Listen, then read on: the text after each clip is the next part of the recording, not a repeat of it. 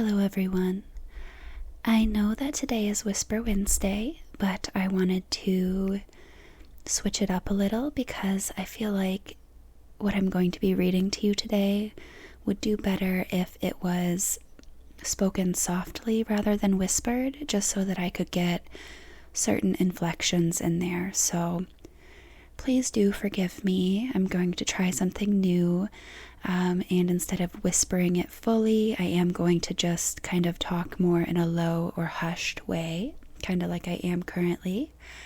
But what I'm going to do today is read you a story that I wrote in 2015 for my creative writing class. And it is about 13 pages long, so this should be kind of a longer Whisper Wednesday than we're used to.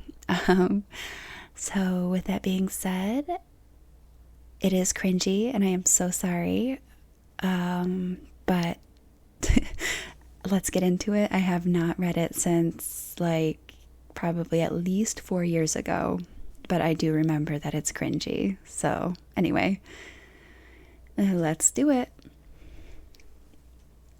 Yeah, hi, this is Lover Girl from the future, and I just wanted to say that after reading this, I am so sorry, and wow, I'm not going to edit this. I am just going to give you, the raw, unedited version, because it's really that bad.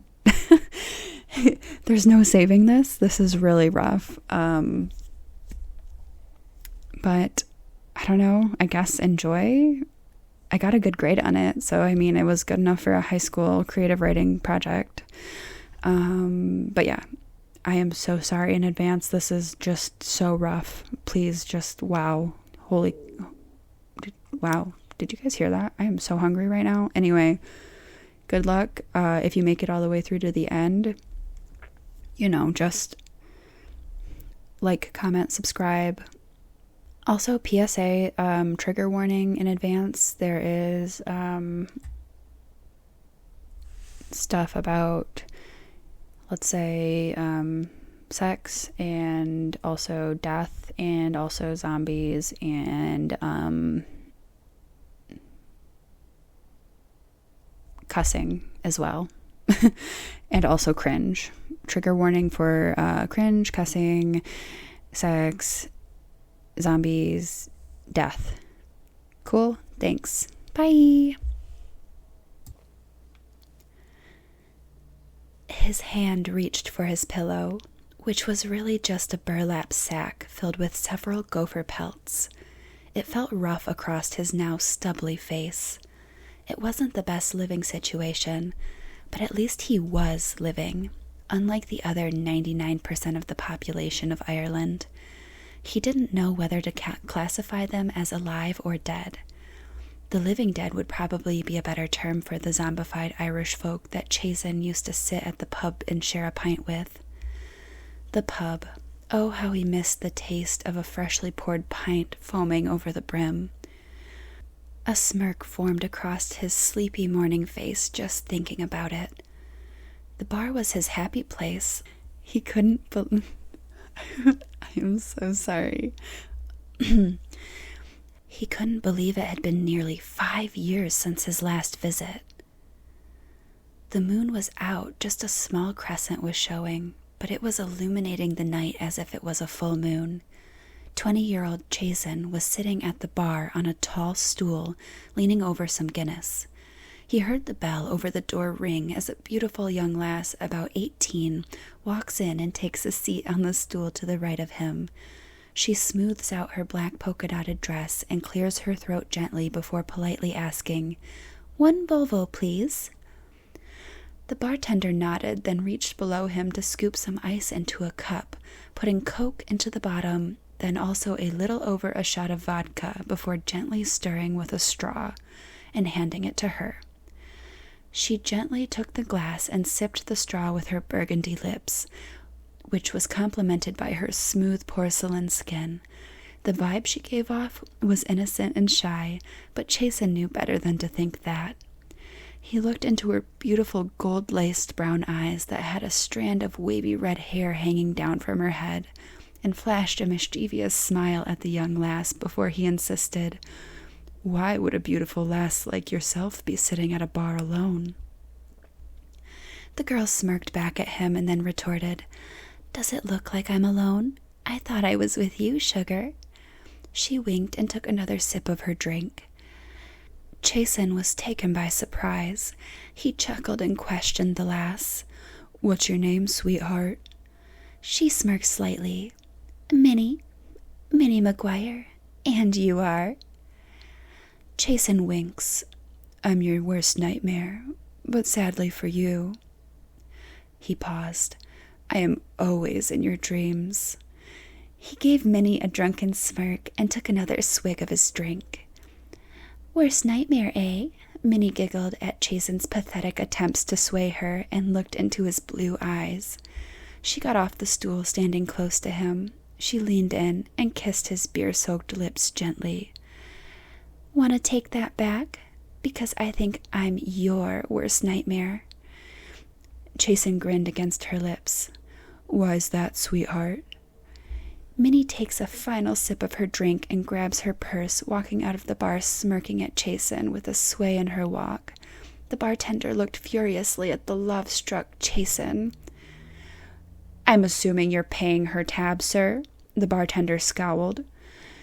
Chasen reached into his pocket, dumbfounded, and handed the bartender the money for both drinks and ran outside, looking both directions for the gorgeous girl. He saw her walking up the sidewalk, her beautiful red silk-like hair cascaded down her back like a beautiful waterfall. Her hips swayed back and forth as she strolled gracefully down the sidewalk. Chasen sprinted towards her, reaching out for her. "Wait, come back." His hands met her fingertips, and he grabbed her hand, sending her spiraling backwards into him.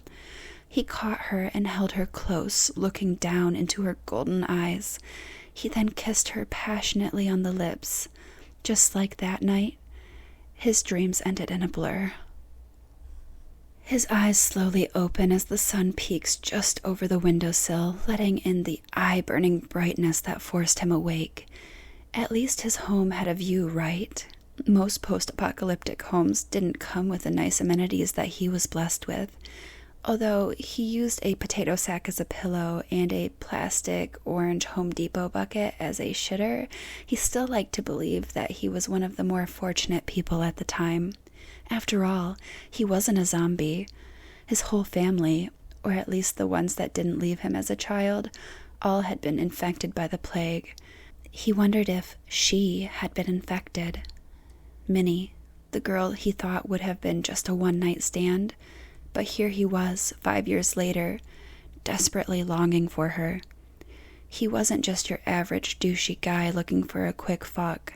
He thought, oh my God. He thought at the time he was, but no. He was in love with her. After that night, Chasen and Minnie were inseparable. They spent many months together, at least till the apocalypse happened. Chasen used to make helpless attempts to take Minnie on a date that normally turned into going to the pub, but Chasen didn't care because he thought she could turn any place into a wonderland. Chasen was angry. Every time he loved someone, he got hurt. But not this time. He was going to find his golden-eyed princess. Oh my God.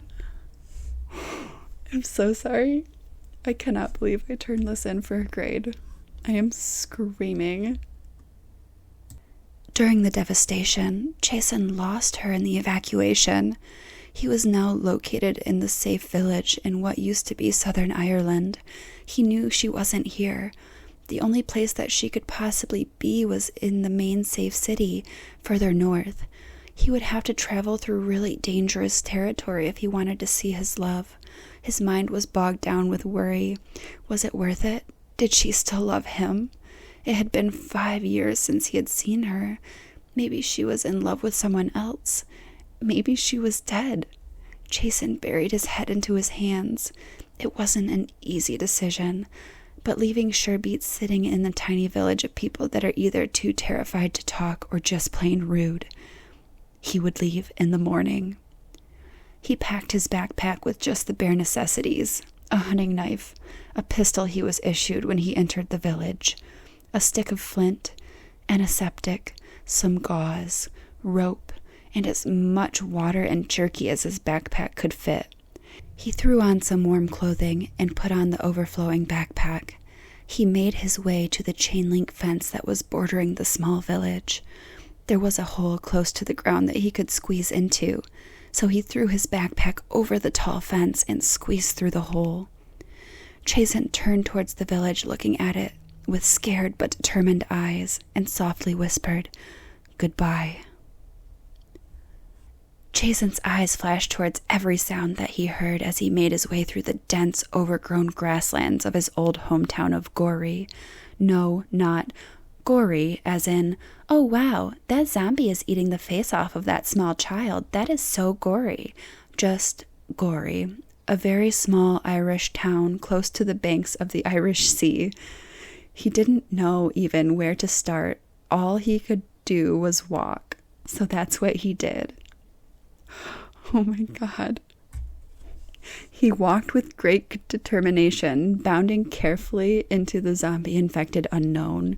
It was cold and quiet, only the sound of late evening crickets chirping to one another, until a loud thud with a slow slurred groan rung out across the grassy city, causing some brush birds to flutter into the sky. Chasen's head whipped towards the sound and his heart stopped. "Hello?" he murmured audibly. Another groan came from the weeds. He couldn't find the source of the sound, and his heart was beating a mile a minute. Not even a second after the groan, he felt a cold, rough hand grab his ankle tightly. He tried to run away, but it was no use. He fell forward and landed in the tall grass with a zombie snapping at his feet. His jaw was nearly rotted right out of his face. You could see his incisors biting together as he neared Chasen's legs. He looked about 30, his jaw only hanging on by the hair of his beard. His bloody, unkempt fingernails raked up Chasen's legs as he moved closer in, leaving gaping wounds all the way up his leg. "Get off of me!" Chasen screamed at the infected man angrily. He wasn't going to die this early in the trip. No, he had to find Minnie. He took his free leg and pulled it as close to his body as possible before releasing a huge kick that landed square on the zombie's skull. Blood and brain pulp spattered all over the ground. "What did I get myself into?" he spat under his breath. He looked down at his bloody leg wounds to see how bad they really were. The claw marks were nasty and infected. He knew that he would have to clean them somehow. He looked closer, and to his surprise, he found something worse than the scratches.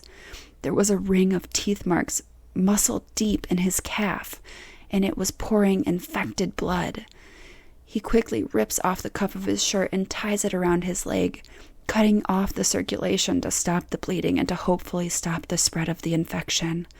He frantically grabbed water out of his backpack and poured it into the wound, trying to wash it out. He then takes the antiseptic and gauze out, and he smears the burning substance onto the wound, then wrapped it in gauze.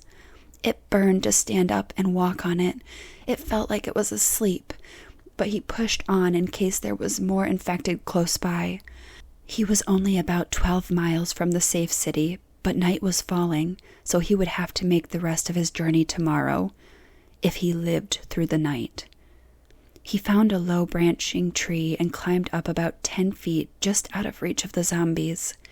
He used the rope to fasten himself to the tree for the night so that he wouldn't have fallen out in his sleep, then faded in and out of consciousness until the morning. The next morning, his bite wound was swollen and it was burning hot to the touch, but he hadn't turned into an infected. He looked around the field to make sure no more infected were close by, and soon after carefully climbed down the branches until the solid earth met his foot. He winced as pain shot up his leg from stepping, but he pressed on, knowing that his love was potentially just in reach. He walks up an abandoned lane to see a small zombified boy, no older than 4, still in his baseball uniform at the end of the road outside of the broken-down stadium. His head whips towards the sound of Chasen's walking, and his golden bloodshot eyes stare directly at the source of the noise. The boy makes his way to Chasen slowly, the boy's face removed of all color. Stunned, Chasen couldn't move. He was startled that a poor little boy fell victim to this plague. As the little boy creeped closer, Chasen came to his senses and picked up the closest object to him. Ironically, that object was a baseball bat. Hoping there was still something human left in the boy, a sign, a reason he wouldn't have to kill him, Chasen hesitated. The little boy's mouth stretched grossly open as he came near Chasen. He swung the bat so fast you could hear it whizzing through the air. Ping! As the bat made contact with the boy's small skull, and on impact the skull shattered. Chunks of blood and brain spattered all over, and his little headless body went limp, slumping to the ground. Chasen dropped the bat and continued walking. I didn't need to kill the boy like that, he sighed. That was probably the most inhumane way to kill someone. By high noon, Chasen made his way to the shore of the river. Following it would send him the rest of the way to the safe city. He wondered what would be the fastest way. He reached for the water to feel how warm it was. To his surprise, it wasn't bad. The current moved towards the safe city. This gave him an idea. He could swim with the current to get to the city. He would be safe from zombies, and it would be the fastest way. So Chasen made his way into the clean, fresh river waters. His bite felt good in the water, and there wasn't so much pressure on his bad leg. He used his backpack as a flotation device and rested his arms on it.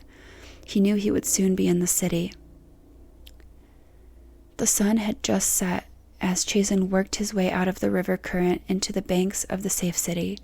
He had imagined it would be a lot bigger than it was, but it was bigger than the village nonetheless. He was greeted by a really nice old lady who was washing her laundry in the river. She smiled and whispered, "Hello there, stranger. Who are you?"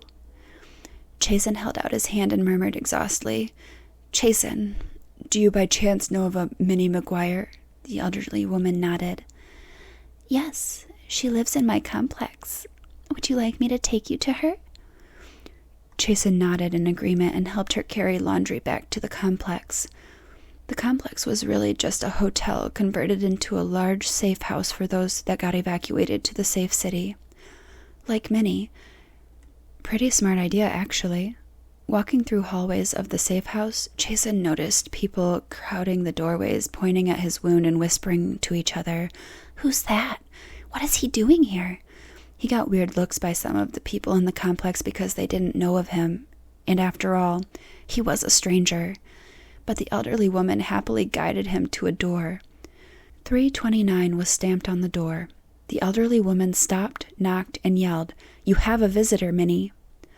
You could hear the sound of the lock sliding out of place right before she opened the door. She opened the door and stood there. Chasen stared in awe. She was just as beautiful as she was the first night, despite the fact that she gained a few pounds. He smiled at her, staring at her happily. Minnie bit her lip and broke their gaze, staring out into the metallic, apocalypse-proofed hallway where Chasen was standing. "This apocalypse really fucked you up, didn't it, pretty boy? You really look like you could be in my worst nightmares," she giggles, pointing to his tattered clothing and his scratches.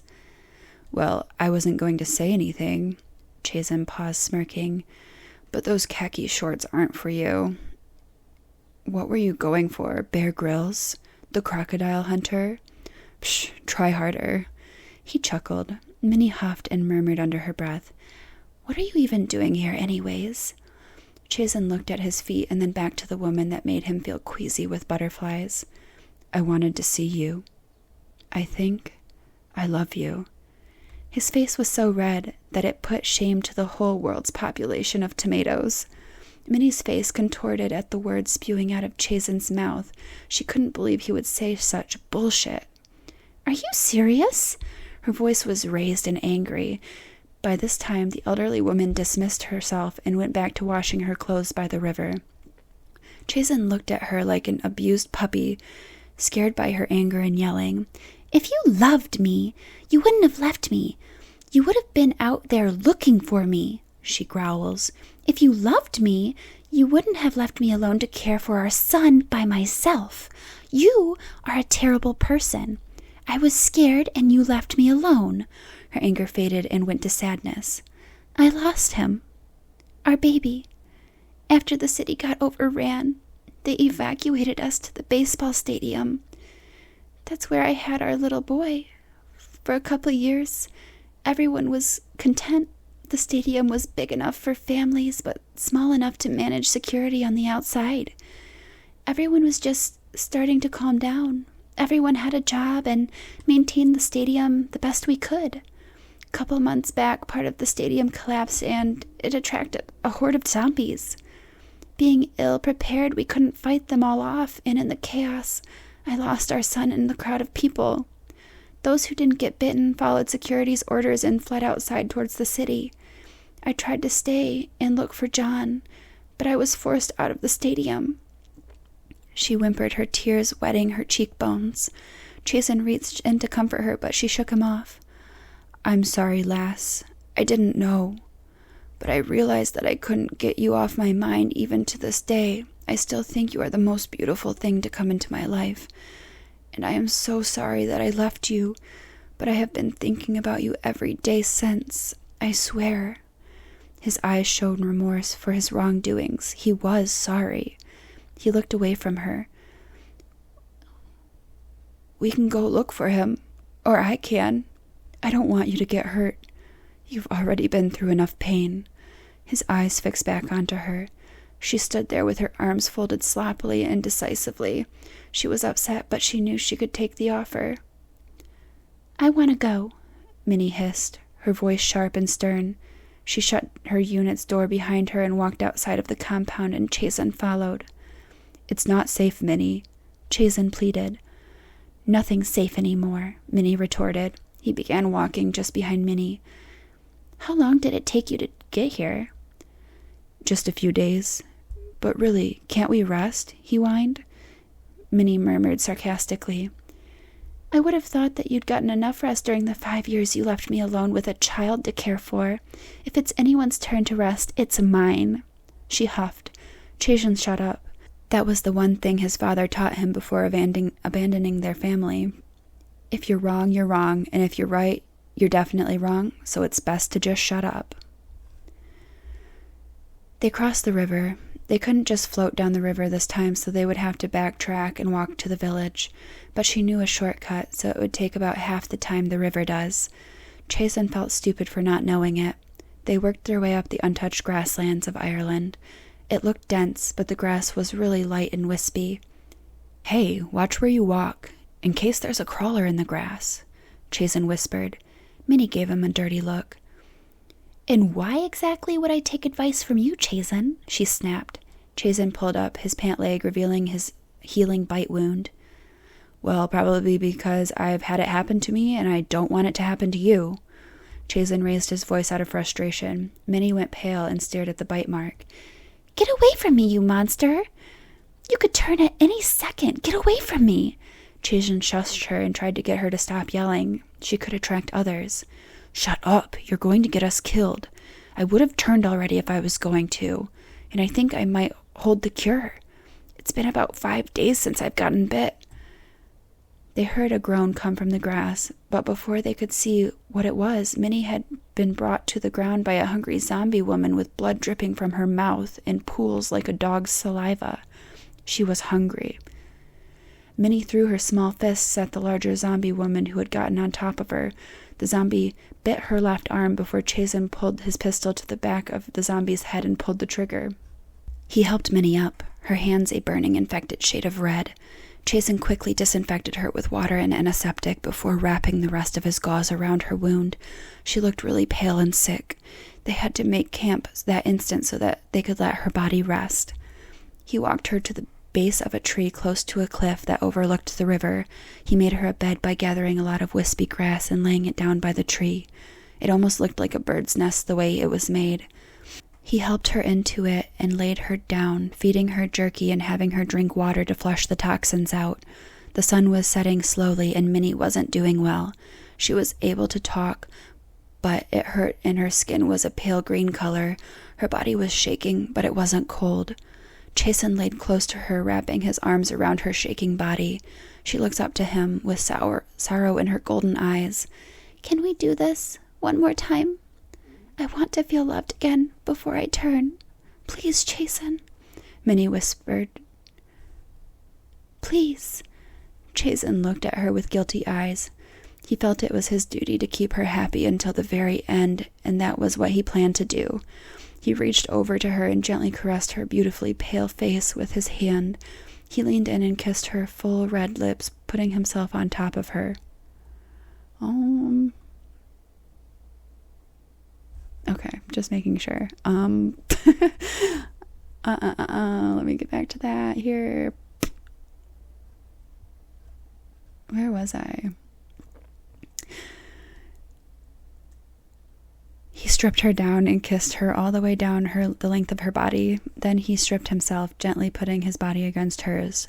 She wrapped her shaking arms around his neck as they engaged in what they thought was their final act of love. "I wish we had more time. There was so much more I wanted to experience with you," he whispered, then wrapped his arms around her as she drifted off. They both woke up the next morning. Chasen looked over at Minnie with her usual sleepy face and her cute body curled up close to his. "Lass, are you still there?" he whispered. Minnie's golden eyes opened slowly and she sat up stretching. "Wakey, wakey. You're not a zombie, but you sure look like one in the morning," he chuckled. "Shut up," she hissed. "I could still eat your face off if I wanted to." She gave him a pretend evil look. Chasen hugged her close and buried his face into her, tearing up a little at the thought of at least spending one more day with her. "I'm so glad you're okay. I was so worried. I stayed up nearly all night to keep watch of your behavior, but after you seemed to stop shaking." He smiled mischievously. Chasen helped Minnie up, and they gathered their few belongings. His hand reached for hers, and he pulled her with him. I don't know what I was trying to get at there. Okay. Walking south towards her last home, heading towards the stadium that they carried... Why can't I write, I guess? Heading towards the stadium, they carried on small talk, but Chasen could tell Minnie was only worried about one thing, John. They carried on south for a couple hours until Minnie pointed at the stadium in the distance. She grabbed his hand and they both ran for the entrance. Before Minnie could make it to the stadium, she dropped dead in her tracks, dropped Chasen's hand and ran to the motionless body laying on the sidewalk. She wailed, "That's our boy!" Tears strolled down her face as she held the little boy in the baseball uniform towards her chest. Chasen's heart skipped a beat. His mind backtracked to when he first left the small village. "No," he thought to himself. "I killed my only son." "I'm so sorry, Minnie," Chasen cried out, wiping tears from her eyes. She cleared her throat and asked, "Why?" His head hung low, his knees weak to stand. "I killed our son." God, and I really thought that this was like absolute fire when I wrote it, but no, it is... Oh my goodness gracious, this is rough. I wish that I had like my handwritten journal that I used to have to write in for like 30-minute writing prompts each day. I don't have that anymore, but a lot of that was really dark. So yeah,